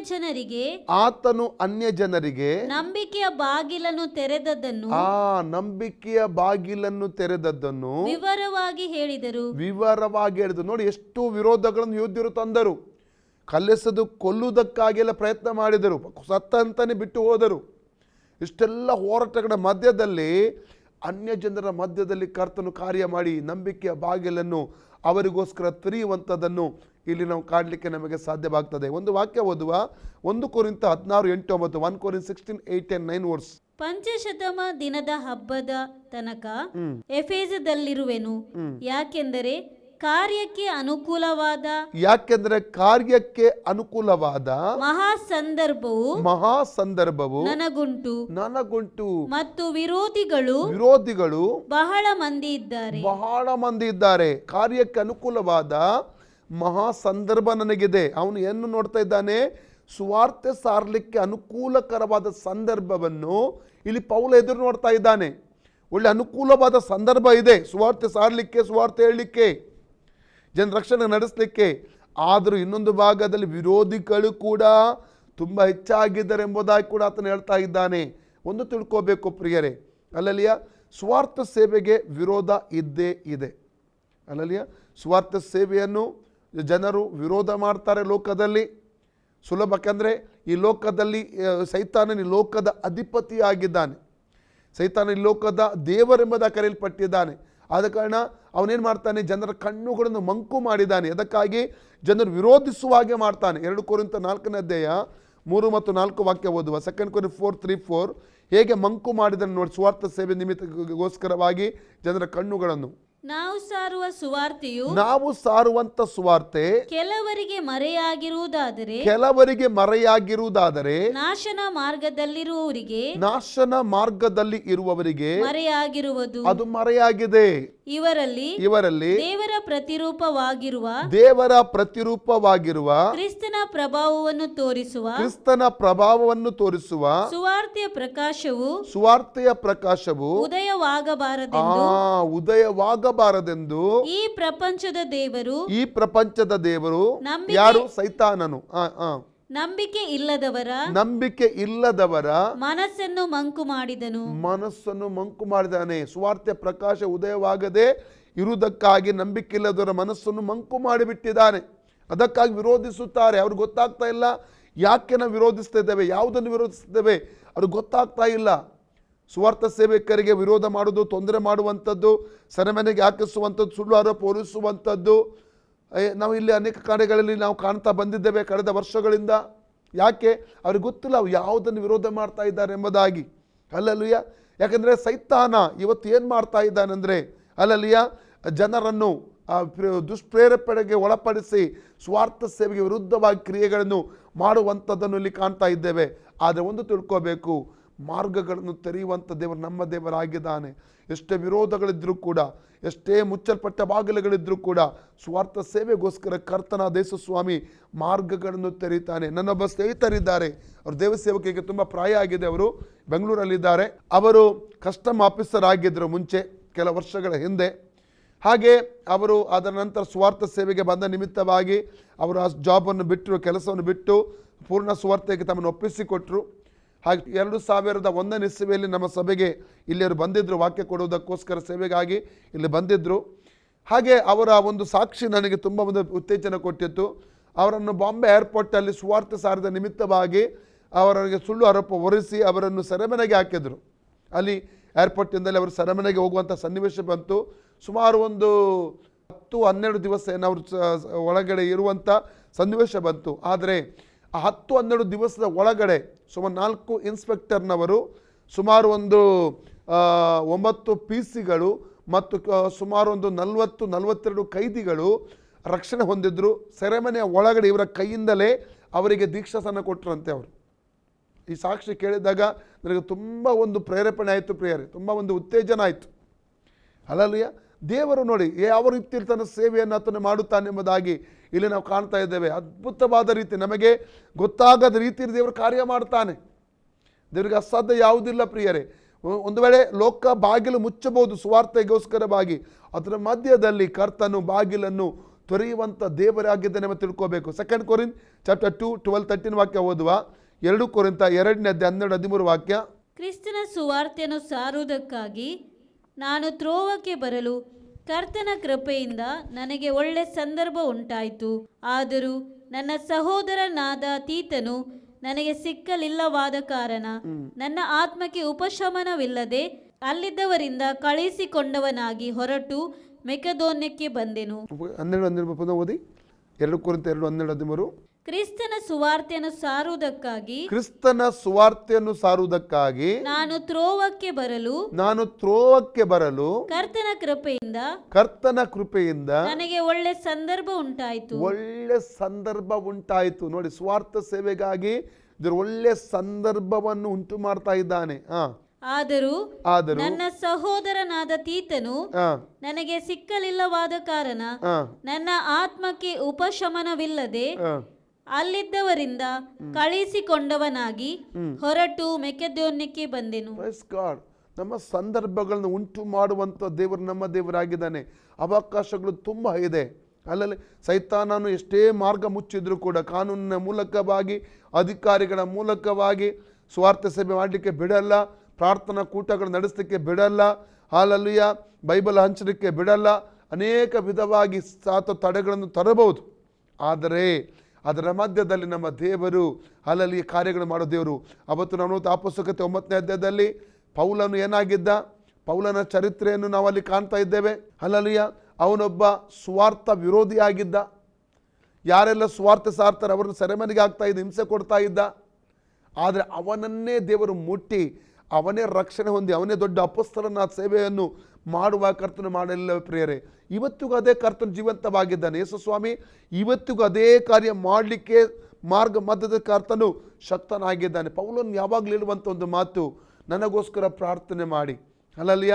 ನಾವು ಎಫೆಸ ಪತ್ರಿಕೆ 6ನೇ ಅಧ್ಯಾಯ 19-20 ವಾಕ್ಯ ಓದಿಕೊಳ್ಳೋಣ. ಎಫೆಸ ಚಾಪ್ಟರ್ 6 19-20. ಸ್ವಾರ್ಥ ಸೇವೆಗೋಸ್ಕರ ಪ್ರಾರ್ಥಿಸುವುದಕ್ಕಾಗಿ ಆತನು ಯಾವಾಗಲೂ ಪೌಲನು ಕೇಳಿಕೊಳ್ತಾ ಇದ್ದ. ನಾನು ಬಾಯಿ ತೆರೆಯುವಾಗ ಪೂರ್ವ ಕಾಲದಲ್ಲಿ ಗುಪ್ತವಾಗಿದ್ದ ಸುವಾರ್ಥ ಸತ್ಯಾರ್ಥವನ್ನು ಭಯವಿಲ್ಲದೆ ತಿಳಿಸುವುದಕ್ಕೆ ಬೇಕಾದ ಮಾತನ್ನು ದೇವರು ನನಗೆ ಅನುಗ್ರಹಿಸಬೇಕೆಂದು ಪ್ರಾರ್ಥಿಸಿರಿ. ಆ ಸತ್ಯಾರ್ಥದ ನಿಮಿತ್ತವೇ ರಾಯಭಾರಿಯಾದ ನಾನು ಬೇಡಿಯಲ್ಲಿ ಅಂದ್ರೆ ಸೆರೆಮನೆಯಲ್ಲಿ ಬಿದ್ದಿದ್ದೇನಲ್ಲ, ಅದರ ವಿಷಯದಲ್ಲಿ ಧೈರ್ಯವಾಗಿ ಮಾತನಾಡುವಂತ ಹಂಗಿನಲ್ಲಿದ್ದೇನೆ. ಹಾಗೆ ನಾನು ಮಾತಾಡಬೇಕೆಂದು ನನಗೋಸ್ಕರ ಬೇಡಿಕೊಳ್ಳಿ. ಎಂತ ಪ್ರಾರ್ಥನೆ ನೋಡಿ ಪ್ರಿಯರೇ. ಪ್ರಾರ್ಥನೆ ಕೇಳಿಕೊಳ್ತಾ ಇದ್ದಾನೆ. ಎಫೆಸ ಸಭೆಗೆ ಆತನು ಬರೆಯುವಾಗ ನನಗಾಗಿ ಪ್ರಾರ್ಥನೆ ಮಾಡಿ, ಸುವಾರ್ಥ ಸೇವೆ ನಾನು ಭಯವಿಲ್ಲದೆ ನಾನು ನಡೆಸಬೇಕು, ನನ್ನ ಬಾಯಿಗೆ ಬೇಕಾದ ವಾರ್ತೆಗಳನ್ನು ತಕ್ಕ ಸಮಯದಲ್ಲಿ ಕರ್ತನೆ ಕೊಡಬೇಕು, ಅದಕ್ಕಾಗಿ ಪ್ರಾರ್ಥಿಸಿರಿ ಎಂಬುದಾಗಿ ಆತನು ಪ್ರಾರ್ಥಿಸುವಂಥದ್ದು ಪ್ರಾರ್ಥನೆ ಕೇಳಿಕೊಡುವಂಥದ್ದನ್ನು ಅಲ್ಲಿ ನಾವು ಕಾಣ್ತೇವೆ. 2 ಥೆಸಲೋನಿಕ ಚಾಪ್ಟರ್ 3 1-5 ವಾಕ್ಯ ಓದುವ. 2 ಥೆಸಲೋನಿಕ 3 1-5. ಕಡೆ ಮಾತೇನೆಂದರೆ ಸಹೋದರರೇ ನಮಗೋಸ್ಕರ ಪ್ರಾರ್ಥನೆ ಮಾಡಿರಿ. ಕರ್ತನ ವಾಕ್ಯವು ನಿಮ್ಮಲ್ಲಿ ಹಬ್ಬಿದ ಕಾರಣ ಎಲ್ಲೆಲ್ಲಿಯೂ ಬೇಗನೆ ಹಬ್ಬಿ ಪ್ರಖ್ಯಾತಿ ಹೊಂದುವ ಹಾಗೆ ದೇವರು ನಮ್ಮನ್ನು ನೋಡಿ, ನಿಮ್ಮಲ್ಲಿ ಹಬ್ಬಿದೆ. ಈಗ ದೇವರ ವಾಕ್ಯ ಥೆಸಲೋನಿಕದವರೇ ನಿಮ್ಮಲ್ಲಿ ಹಬ್ಬಿದೆ. ಈಗ ಎಲ್ಲೆಲ್ಲಿಯೂ ಹಬ್ಬಬೇಕು. ಪೌಲನ ಒಂದು ಭಾರ, ಆತ್ಮ ಭಾರ ಇಲ್ಲಿ ಕಾಣ್ತಾ ಇದ್ದೇವೆ. ನನ್ನ ಪ್ರೀತಿಯ ಸಹೋದರಿ, ಒಂದು ನಿಜವಾದ ಕ್ರೈಸ್ತ ವಿಶ್ವಾಸಿ ಆಗಿರುವುದಾದರೆ ನಿಮ್ಮ ಹೃದಯದಲ್ಲಿ ಒಂದು ಭಾರ ಬರಬೇಕು. ಸುವಾರ್ಥ ಸೇವೆ ಹರಡಬೇಕು, ಸುವಾರ್ಥ ಸೇವೆ ಎಲ್ಲ ಕಡೆ ಹೋಗಬೇಕು, ಸುವಾರ್ತೆ ಹೋಗಬೇಕೆಂಬುದು ನಿಮ್ಮ ಚಿತ್ತವಾಗಿರಬೇಕು. ನಮ್ಮ ಆಸರೆ TV ಚಾನೆಲ್ ಮೂಲಕವಾಗಿ ಲೋಕದ ಕಟ್ಟ ಕಡೆಗೆ ಇವತ್ತು ಸ್ವಾರ್ಥಿಯು ಹೋಗುತ್ತಾ ಇದೆ. ಹಲ್ಲೆಲೂಯಾ. ಯಾವ ದಿವಸ ಈ TV ಚಾನೆಲ್ ಆರಂಭವಾಯಿತು, ನಮ್ಮ ಹೃದಯದಲ್ಲಿ ಮಾತನಾಡಿದ ಮಾತ್ರವಲ್ಲ, ಆ ಒಂದೇ ಒಂದು ನಿಲುವನ್ನು ನಿಂತೆವು.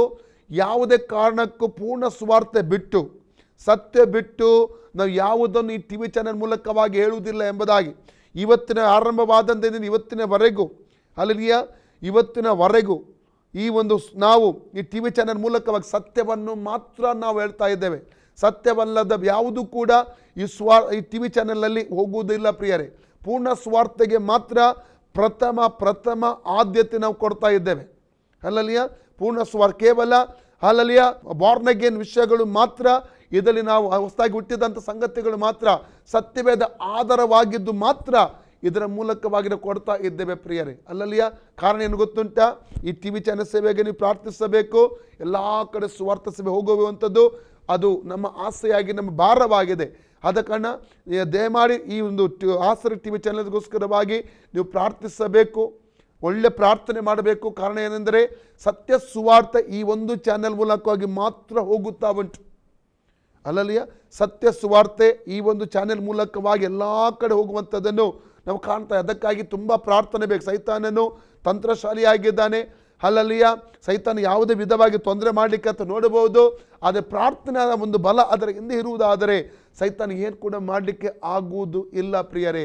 ದಯಮಾಡಿ ಈ ಆಸರೆ TV ಚಾನೆಲ್ಗಾಗಿ ನೀವು ಸತತವಾಗಿ ಪ್ರಾರ್ಥಿಸಬೇಕಾಗಿ ನಿಮ್ಮಲ್ಲಿ ನಾವು ಕೇಳಿಕೊಡ್ತೇವೆ ಪ್ರಿಯರೇ. ಓಕೆ, ನಾವು ಇಲ್ಲಿ ಪೌಲನ ಭಾರ ನೋಡ್ತೇವೆ. ಥೆಸಲೋನಿಕದ ನೋಡಿ ಹೇಳ್ತಾ ಇದ್ದಾನೆ, ನಿಮ್ಮಲ್ಲಿ ದೇವರ ವಾಕ್ಯ ಹಬ್ಬಿ ಹರಡಿದೆ.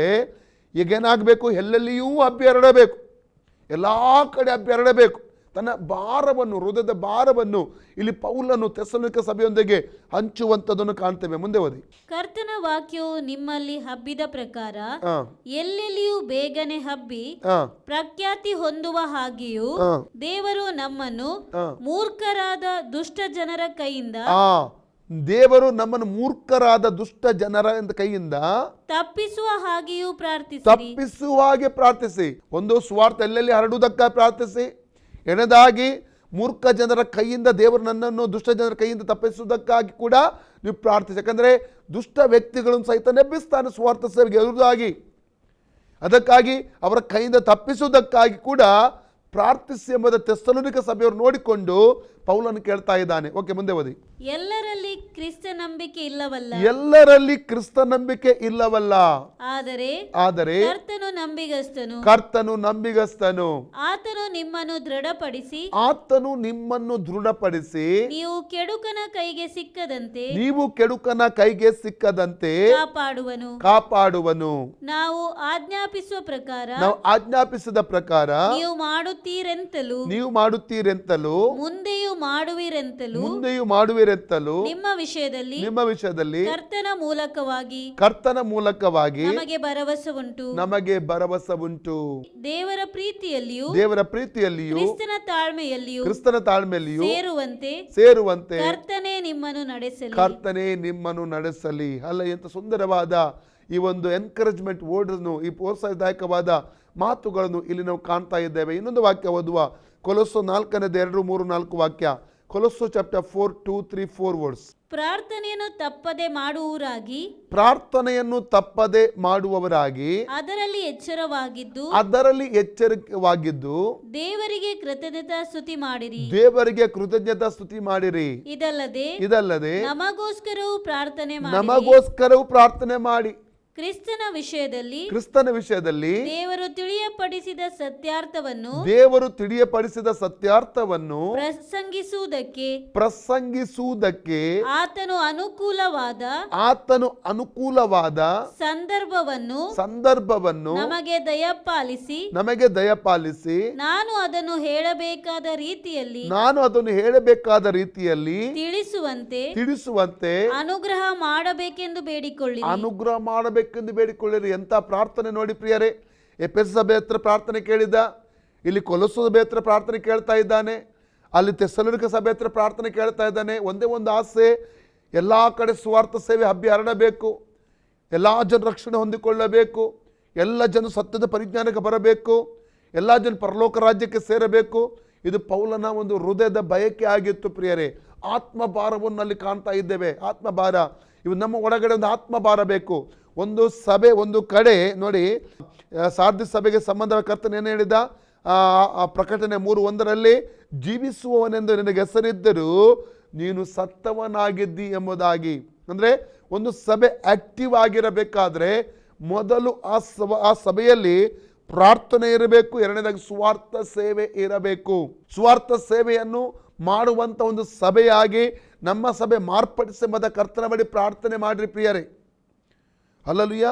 ಜನರ ಬಳಿಗೆ ನಾವು ಹೋಗಬೇಕು, ಜನರಿಗೆ ಸ್ವಾರ್ಥ ಹೇಳಬೇಕು, ಕರ್ತನ ದೇಶದ ಬಗ್ಗೆ ಹೇಳಬೇಕು, ಅವರು ಪಾಪ ಕ್ಷಮೆ ಹೊಂದಿಕೊಳ್ಬೇಕು, ರಕ್ಷಣೆ ಹೊಂದಿಕೊಳ್ಬೇಕು, ಸತ್ಯದ ಪರಿಜ್ಞಾನ ಸೇರಬೇಕು. ಅದು ನಮ್ಮ ಹೃದಯದ ಭಾರ, ಹೃದಯದ ಬಯಕೆ ಆಗಿರಲಿ ಪ್ರಿಯರೇ.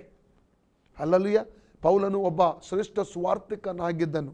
ಆತನು ಸುವಾರ್ಥ ಸೇವೆಯನ್ನು ಮಾಡುವುದಕ್ಕಾಗಿ ಆತನು ನಾಚಿಕೆ ಪಡ್ತಾ ಇರಲಿಲ್ಲ. ಆತನ ಹೃದಯದಲ್ಲಿ ಭಾರ ಇದ್ದದರಿಂದಾಗಿ ಆತನ ಸ್ವಾರ್ಥ ಸೇವೆ ಮಾಡುವಂಥದ್ದನ್ನು ಕಾಣ್ತೇವೆ. ಎಷ್ಟೋ ಸಹಿಸ್ಲಿಕ್ಕೆ ಸ್ವಾರ್ಥ ಸೇವೆ ನಿಮಿತ್ತವಾಗಿ ಅನೇಕ ಸಂಗತಿ ಸಹಿಸ್ಲಿಕ್ಕೆ ಆತನ ಸಿಕ್ಕಿತ್ತು. ಸೆರೆಮನೆವಾಸಗಳು ಸಿಕ್ಕಿದ್ದವು, ಕಲ್ಲೆಸದ ಸಿಕ್ಕಿತ್ತು, ಚಾಡಿ ಏಟುಗಳು ಸಿಕ್ಕಿದ್ದವು, ಹಿಂಸೆ, ನಿಂದೆ, ಅವಮಾನ ಸಿಕ್ಕಿತ್ತು. ಆದರೂ ಕೂಡ ಸ್ವಾರ್ಥ ಸೇವೆ ಮಾಡುವುದನ್ನು ಆತ ನಿಲ್ಲಿಸಲಿಲ್ಲ. ಹಾಗಾದರೆ ಇಲ್ಲಿ ಪ್ರಕಟಣೆ 3ನೇ ಅಧ್ಯಾಯ ನಾವು 9ನೇ ವಾಕ್ಯದಲ್ಲಿ ಓದುವುದಾದರೆ, ಹಲ್ಲೆಲೂಯಾ, ಅಲ್ಲಿ ಕರ್ತನ ಹೇಳ್ತಾನೆ, ನಿನ್ನ ಮುಂದೆ ಒಂದು ಬಾಗಿಲನ್ನು ತೆರೆದು ಇಟ್ಟಿದ್ದೇನೆ. ದೇವರು ಈಗಾಗಲೇ ಎಲ್ಲ ಸಭೆಗಳ ಮುಂದೆ ಕರ್ತನು ಒಂದು ಬಾಗಿಲನ್ನು ತೆರೆದಿಟ್ಟಿದ್ದಾನೆ. Praise God. ಆದರೆ ನಮ್ಮ ಕಾರ್ಯವೇನು, ನಮ್ಮ ಕರ್ತವ್ಯವೇನು? ನಾವು ಹೋಗಿ ಸ್ವಾರ್ಥೆಯನ್ನು ಸಾಳಬೇಕು, ಜನರ ರಕ್ಷಣೆಗೆ ನಡೆಸಬೇಕು. ಅದು ಪ್ರತಿಯೊಂದು ಕ್ರೈಸ್ತ ವಿಶ್ವಾಸಿಗಳ ಜವಾಬ್ದಾರಿಕೆಯಾಗಿದೆ. ಕರ್ತನ ಬಳಿಗೆ ನಾವು ಹೋಗುವಾಗ ಬರಿಕೆಯಲ್ಲಿ ಹೋಗಬಾರ್ದು. ಇಷ್ಟು ಜನರಿಗೆ ಸ್ವಾರ್ಥ ಹೇಳಿದ್ದೇನೆ, ಇಷ್ಟು ಜನರ ರಕ್ಷಣೆಗೆ ನಡೆಸಿದ್ದೇನೆ, ಇಷ್ಟು ಆತ್ಮಗಳನ್ನು ಕರ್ತನ ನಿನಗೋಸ್ಕರ ಗೆದ್ದಿದ್ದೇನೆ, ಆ ಸಾಕ್ಷಿಯೊಂದಿಗೆ ಕರ್ತನಾದ ಯೇಸುಸ್ವಾಮಿಯ ಬಳಿಗೆ ನಾವು ನ್ಯಾಯ ತೀರ್ಪಿನ ಸಂದರ್ಭದಲ್ಲಿ ಹೋಗಬೇಕು. ಬರಿಕೆಯಲ್ಲಿ ನಾವು ಆತನ ಸಮ್ಮುಖದಲ್ಲಿ ಹೋಗಬಾರ್ದು ಪ್ರಿಯರೇ. ದೇವರಿಗೆ ಬಯಸುವಂಥದ್ದು ನಾವು ಸ್ವಾರ್ಥನ ಹೇಳಬೇಕು, ಜನ ರಕ್ಷಣೆ ನಡೆಸಬೇಕು. ಇದು ದೇವರ ಚಿತ್ತವಾಗಿದೆ. ಇವತ್ತು ನಾವು ಏನು ಮಾಡ್ತಾ ಇದ್ದೇವೆ? ಯೇಸುವಿಗೆ ನಾವು ಪ್ರತಿದಿನ ಸ್ವಾರ್ಥ ಹೇಳ್ತಾ ಇದ್ದೇವೆ. ಅಲ್ಲಿ ದೇವರು ಆಲ್ರೆಡಿ ಬಾಗಿಲು ತೆರೆದಿಟ್ಟಿದ್ದ ನಮ್ಮ ಮುಂದೆ. ಒಪ್ಪನಿಗಿದೆ, ದೊಡ್ಡ ತೆರೆಯುವಿಕೆ ಇದೆ, ಅನುಕೂಲತೆಗಳು ತುಂಬ ಉಂಟು, ಅನುಕೂಲಗಳು ಉಂಟು. ಸ್ವಾರ್ಥೆಯನ್ನು ಹೇಳುವುದಕ್ಕೋಸ್ಕರ ಎಷ್ಟೋ ಜನ ಬಯಸ್ತಾ ಇದ್ದಾರೆ, ನಮಗೆ ಸಮಾಧಾನ ವಾಕ್ಯ ಬೇಕು, ಸುವಾರ್ತೆ ನಮಗೆ ಬೇಕು, ಅದು ಹೇಳುವವರು ಇವತ್ತಿಲ್ಲ. ಯೇಸು ದುಃಖದಿಂದ ಒಂದು ಮಾತನ್ನು ಹೇಳ್ತಾನೆ, ಗೊತ್ತುಂಟಾ? ಮತ್ತಾಯನ ಸುವಾರ್ತೆ 9ನೇ ಅಧ್ಯಾಯ 38ನೇ ವಾಕ್ಯದಲ್ಲಿ ಓದಿ ನೋಡುವ, ಅದನ್ನು 37-38 ವಾಕ್ಯ. ಆಗ ತನ್ನ ಶಿಷ್ಯರಿಗೆ ಬೆಳೆಯು ಬಹಳ, ಕೆಲಸದವರು ಸ್ವಲ್ಪ, ಆದ್ದರಿಂದ ಬೆಳೆಯ ಯಜಮಾನನನ್ನು ನಿನ್ನ ಬೆಳೆಗೆ ಕೆಲಸದವರನ್ನು ಕಳಿಸಬೇಕೆಂದು ಬೇಡಿಕೊಳ್ಳಿರಿ ಎಂದು ಹೇಳಿದನು. Praise God. ಬೇಡಬೇಕು. ಯಾರು?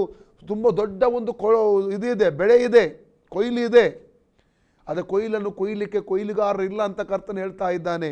ಇವತ್ತು ನಾವು ಏನು ಮಾಡ್ತಾ ಇದ್ದೇವೆ? ಯಾಕೆ ಇವತ್ತು ಭಾರತ ದೇಶ ಕರ್ತನನ್ನು ಸಂಧಿಸಲಿಕ್ಕೆ ಸಾಧ್ಯವಾಗ್ತಾ ಇಲ್ಲ? ಭಾರತ ದೇಶ ಯೇಸುವಿಗೆ ಬರಲಿಕ್ಕೆ ಸಾಧ್ಯವಾಗ್ತಾ ಇಲ್ಲ. ನಾವು ಏನು ಮಾಡ್ತಾ ಇದ್ದೇವೆ? ನಮ್ಮ ಜವಾಬ್ದಾರಿ ನಾವು ಮರೆತಿದ್ದೇವೆ ಪ್ರಿಯರೇ. ಸ್ವಾರ್ಥ ಸೇವೆಯನ್ನು ಮಾಡ್ತಾ ಇಲ್ಲ.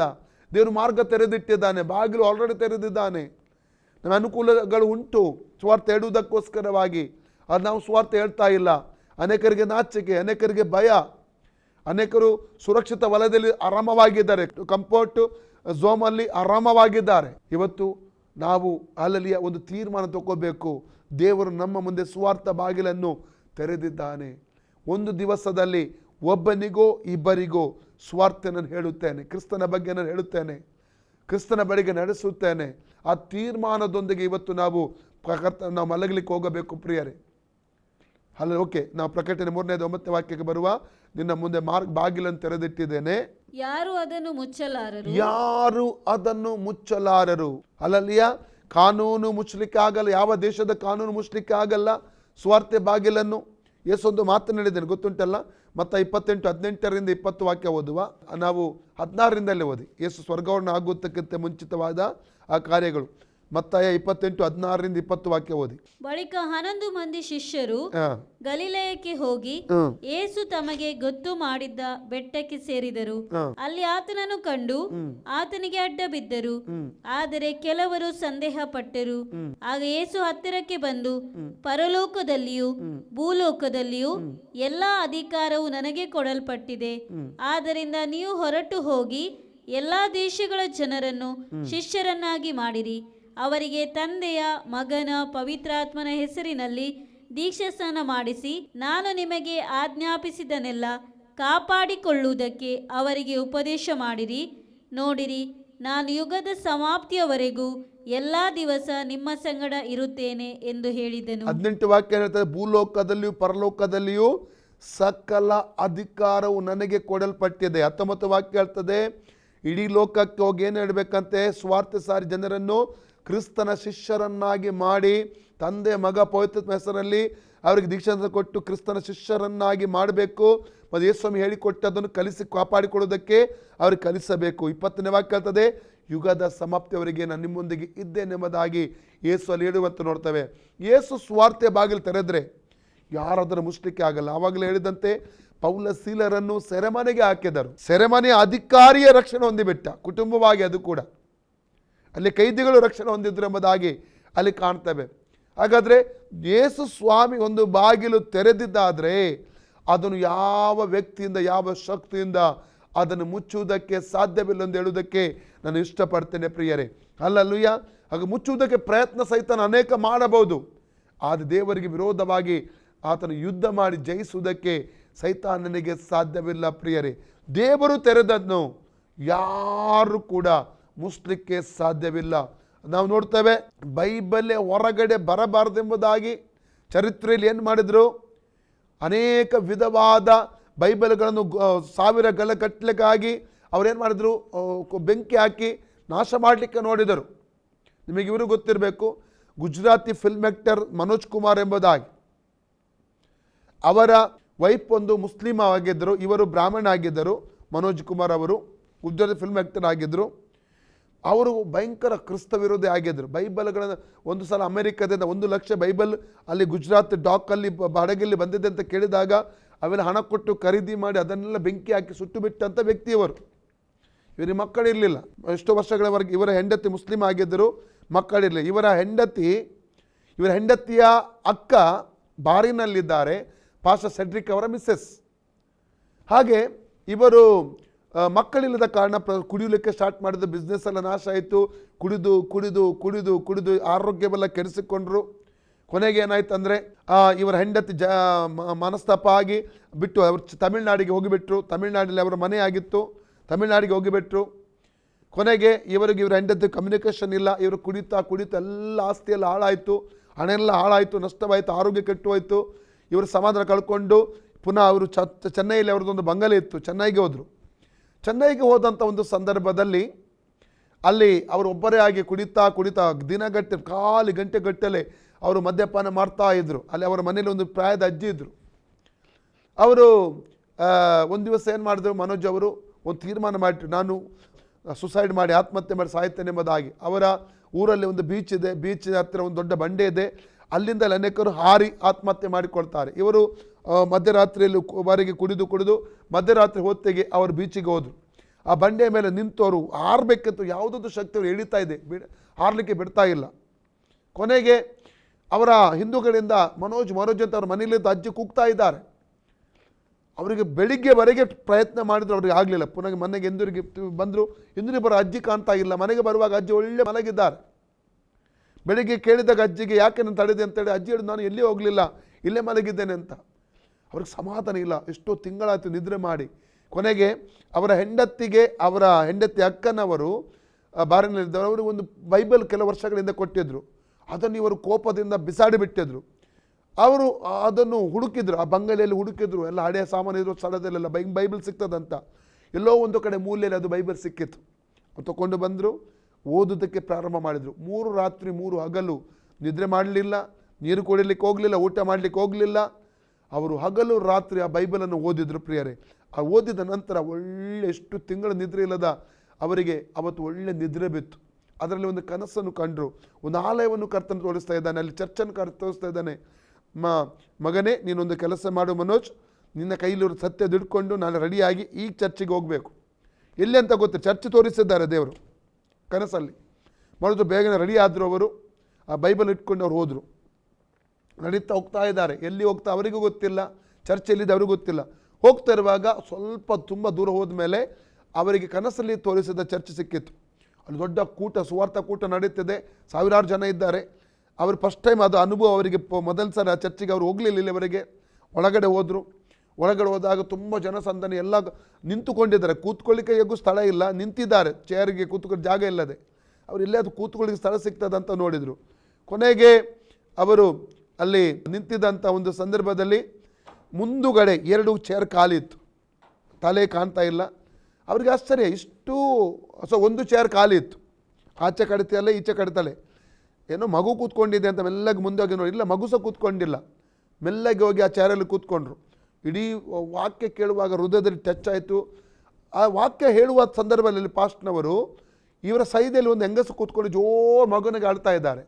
1 ಸಲ ಆಯಿತು ಅವರಿಗೆ ಸಮಾಧಾನ ಪಡಿಸು, 2 ಸಲ ಆಯಿತು ಸಮಾಧಾನ, 3 ಸಲ ಆಯಿತು. ಅಂದರೆ ಬೇರೆ ಯಾರು ಹೆಂಗಸನ್ನ ಹೇಗೆ ಸಮಾಧಾನ ಪಡಿಸುವಂಥ ಸುಮ್ಮನೆ ಕೂತ್ಕೊಂಡ್ರು. 4ನೇ ಸಾರವಾಗಿ ಜೋರು ಅಳುವಾಗ ಇವ್ರಿಗೆ ಸಹಿಸ್ಲಿಕ್ಕೆ ಆಗಲಿ.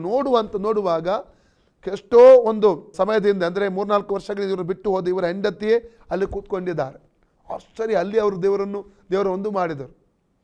ಕೊನೆಗೆ ಗಟ್ಟಿಯಾಗಿಟ್ಕೊಂಡು ಒಬ್ಬರಿಗೂ ಕ್ಷಮಾಪಣೆ ಕೇಳಿಕೊಂಡ್ರು. ಕೊನೆಗೆ ಮನೆಗೆ ಬಂದರು. ರಕ್ಷಣೆ ಎಲ್ಲ ಆಯಿತು, ಬ್ಯಾಪ್ಟಿಸಮ್ ಎಲ್ಲ ಆಯಿತು ಅವರದ್ದು. ಇವತ್ತು ಅವರು UK ಅವರು ದೊಡ್ಡ ಸ್ವಾರ್ಥ ಸೇವೆ ಮಾಡ್ತಾಯಿದ್ರು. UK ಬೇಸ್ ಮಾಡಿಕೊಂಡು ಅನೇಕ ಪ್ರಾಂತ್ಯಗಳಿಗೆ ಸ್ವಾರ್ಥ ಸೇವೆಯನ್ನು ಅವರು ಮಾಡ್ತಾ ಇದ್ದಾರೆ. ನಾನು ಯಾಕೆ ಇದನ್ನು ಹೇಳಿದೆ ಅಂದರೆ, ಅಲ್ಲಲ್ಲಿಯ ದೇವರು ಒಂದು ಬಾಗಿಲು ತೆರೆದರೆ ಯಾರಿಂದಲೂ ಮುಚ್ಚಲಿಕ್ಕೆ ಸಾಧ್ಯವಿಲ್ಲ. ಒಬ್ಬ ವ್ಯಕ್ತಿಯನ್ನು ದೇವರು ಆರಿಸಿಕೊಂಡ್ರೆ ಆ ವ್ಯಕ್ತಿ ಎಷ್ಟೇ ಇದಾದರೂ ಕೂಡ ತಪ್ಪಿಸಿಕೊಂಡ್ರು ಆ ವ್ಯಕ್ತಿಯ ಮೂಲಕವಾಗಿ ದೇವರ ಉದ್ದೇಶ ಏನಿದೆ, ಸೇವೆ ಏನಿದೆ, ಅದನ್ನು ಖಂಡಿತವಾಗಿ ಆತನು ಮಾಡುತ್ತಾನೆ ಪ್ರಿಯರೇ. ಅಲ್ಲಲ್ಲಿಯ ಇಲ್ಲಿ ಯಾರೂ ಅದನ್ನು ಮುಚ್ಚಲಿಕ್ಕೆ ಸಾಧ್ಯವಿಲ್ಲ ಎಂಬುದಾಗಿ ಇಲ್ಲಿ ನಾವು ಕಾಣ್ತಾ ಇದ್ದೇವೆ. ಹಾಗಾದರೆ ದೇವರಿಗೆ ಒಂದು ವೇಳೆ ಭಾರತ ದೇಶ ರಕ್ಷಿಸಬೇಕಂತ ಉದ್ದೇಶ ಇದ್ದರೆ ದೇವರು ಹೇಗಾದರೂ ಮಾಡಿ ಅದನ್ನು ಭಾರತ ರಕ್ಷಿಸುತ್ತಾನೆ. ದೇವರಿಗೆ ಅಸಾಧ್ಯ ಯಾವುದಿಲ್ಲ ಪ್ರಿಯರೇ. ಆದ ಕಾರಣ ನಮ್ಮ ಪ್ರಾರ್ಥನೆ ಬೇಕು, ನಮ್ಮ ಸ್ವಾರ್ಥ ಸೇವೆ ಮಾಡುವಂಥ ಒಂದು ಭಾರ ಕೂಡ ನಮಗೆ ಬೇಕು. 2 ಕಾರ್ಯಗಳನ್ನು ಇವತ್ತಿನಿಂದ ನಾವು ಮಾಡುವುದಕ್ಕಾಗಿ ಸಿದ್ಧರಾಗೋಣ. ಬನ್ನಿ ನಾವು ಪ್ರಾರ್ಥನೆ ಮಾಡೋಣ. Thank you Jesus. ದೇವರ ಕೈಗೊಪ್ಪಿಸಿಕೊಡುವ. ಮೊದಲದಾಗಿ ಪ್ರಿಯರೇ, ಸ್ವಾರ್ಥ ಸೇವೆ ಮಾಡುವುದಕ್ಕಾಗಿ ತೀರ್ಮಾನ ತೆಗೆದುಕೊಳ್ಳೋಣ. ಎರಡನೇದಾಗಿ ಸ್ವಾರ್ಥ ಸೇವೆ ಮಾಡುವಂಥ ಜನರಿಗೋಸ್ಕರ ನಾವು ಪ್ರಾರ್ಥನೆ ಮಾಡೋಣ. ಜನರು ರಕ್ಷಣೆ ಹೊಂದುವುದಕ್ಕಾಗಿ ನಾವು ಪ್ರಾರ್ಥನೆ ಮಾಡೋಣ. ಕೀರ್ತನೆ 2:8 ಹೇಳ್ತದೆ, ಹಲ್ಲಲಿಯ, ನೀನು ಬೇಡುವುದಾದರೆ ಅನ್ಯ ಜನಾಂಗಗಳನ್ನು ನಿನ್ನ ಅಧೀನಕ್ಕೆ ಕೊಡ್ತೇನೆ ಎಂಬುದ ಕರ್ತನು ಹೇಳಿದ್ದಾನೆ. ದೇವರಿಗೆ ಅಸಾಧ್ಯ ಯಾವುದಿಲ್ಲ ಪ್ರಿಯರೇ. ಆದರೆ ಆ ಭಾರ ನಮ್ಮಲ್ಲಿ ಬರಲಿ. ದೇವರ ಹತ್ರ ಕೇಳಿಕೊಳ್ಳಿ, ಆತ್ಮಭಾರ ದೇವರೇ ನನಗೆ ಕೊಡು, ಆತ್ಮಭಾರ ನನಗೆ ಕೊಡು ಸ್ವಾಮಿ. ಆತ್ಮಗಳಿಗೋಸ್ಕರ ಅಳುವಂಥ ಒಂದು ಹೃದಯ ನನಗೆ ಕೊಡು ಎಂಬುದಾಗಿ ಕೇಳಿಕೊಳ್ಳಿ. ಆತ್ಮಗಳ ಬಳಿ ಹುಡುಕಿ ಅವರಿಗೆ ಸ್ವಾರ್ಥ ಹೇಳುವಂಥ ಹೃದಯ ನನಗೆ ಕೊಡು ಎಂಬುದಾಗಿ ಕೇಳಿಕೊಳ್ಳ್ರಿ. ಖಂಡಿತ ದೇವರು ನಿಮಗೆ ಕೊಡ್ತಾನೆ ಇವತ್ತು. Thank U G. ನಾವು ಬರೀ ಕೈಯಲ್ಲಿ ಯೇಸುವಿನ ಬಳಿಗೆ ಹೋಗೋದು ಬೇಡ ಪ್ರಿಯರೇ. ನಾವು ಪ್ರಾರ್ಥನೆ ಮಾಡ್ತೀವಿ ನಿಮಗೋಸ್ಕರವಾಗಿ. ಪ್ರೀತಿ ಸ್ವರೂಪನಾದ ನಮ್ಮ ಪರಲೋಕ ತಂದೆಯೇ, ಯೇಸುವಿನ ನಾಮದಲ್ಲಿ ಪವಿತ್ರಾತ್ಮನ ಸಹಾಯದೊಂದಿಗೆ ನಿನ್ನ ಪಾದಕ್ಕೆ ನಾವು ಬಂದಿದ್ದೇವೆ ಸ್ವಾಮಿ. ಕರ್ತನೆ, ನನ್ನ ವಾಕ್ಯ ಕೇಳುವಂಥ ಎಲ್ಲ ಸಹೋದರಿಗೆ ಪ್ರಾರ್ಥಿಸುತ್ತಾನೆ. ಆ ವಾಕ್ಯ ಕೇಳಿದ್ದಾರೆ, ಪ್ರತಿಯೊಬ್ಬರಿಂದ ಆತ್ಮಭಾರವನ್ನು ಬಿಡುಗಡೆ ಮಾಡು. ಸ್ವಾರ್ಥ ಸೇವೆ ಇವತ್ತಿನ ಮಾಡಲಿಕ್ಕಾಗುವಂಥ ಪ್ರತಿಯೊಬ್ಬರನ್ನು ಬಲಪಡಿಸಬೇಕೆಂಬುದಾಗಿ ಕರ್ತನೆ ಪ್ರಾರ್ಥನೆ ಮಾಡ್ತೇನೆ. ಕಾರ್ಯ ಮಾಡುವುದಕ್ಕಾಗಿ ಸ್ತೋತ್ರ. ಎಲ್ಲ ಮಾನ ಮಹಿಮೆ ನಿನಗೆ ಸಲ್ಲಿಸುತ್ತೇವೆ. ಯೇಸುವಿನ ಹೆಸರಿನಲ್ಲಿ ಬೇಡಿ ಹೊಂದಿದ್ದೇವೆ ನಮ್ಮ ತಂದೆ ದೇವರೇ, ಆಮೇನ್. God bless you.